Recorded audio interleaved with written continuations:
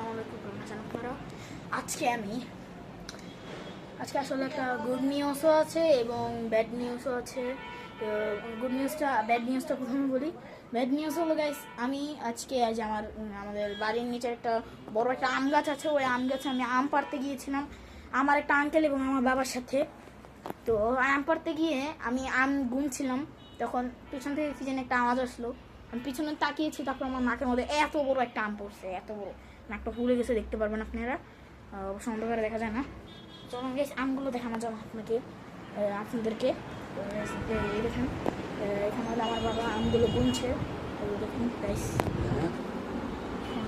দেখতে পাচ্ছেন আমার বাবা আমগুলো গুনছে। 30 কেজি প্লাস হবে এখনো। এই গাছে সবগুলো আম পাড়া হয়নি, 3 ভাগের 1 ভাগ পাড়া হয়েছে, আরও অনেক আছে। তো এখানে দেখতে পাচ্ছেন এখানে কতগুলো আছে, তারপরে এখানেও কতগুলো আছে, এখানে কতগুলো আছে। এখানে দেখতে পাচ্ছেন আমার বাবা আমগুলো গুনছে, দেখতে পাচ্ছেন। তারপর আপনি দেখেন আমগুলো গুনছে, অনেক আম এসেছে, 1 ভাগই অনেক আম এসেছে, আপনার 100 প্লাস আম। তো গাইস এখানে একটা আম দেখানো হলো, এবার গাছটা দেখানো যাক। এই গাইস আপনারা গাছটা দেখতে পাচ্ছেন, এরকম গাইস গাছ। এখানে আসলে ক্যামেরাতে অত দেখা যাবে না, কারণ এখনও অনেক আম আছে। এখানে দেখতে পাচ্ছেন এই যে আম, এই আম, তারপরে এই যে আম দেখতে পাচ্ছেন, চোখের সামনে কিন্তু দেখতে পাচ্ছেন অনেক আম। তো আমগুলো দেখতে পাচ্ছেন।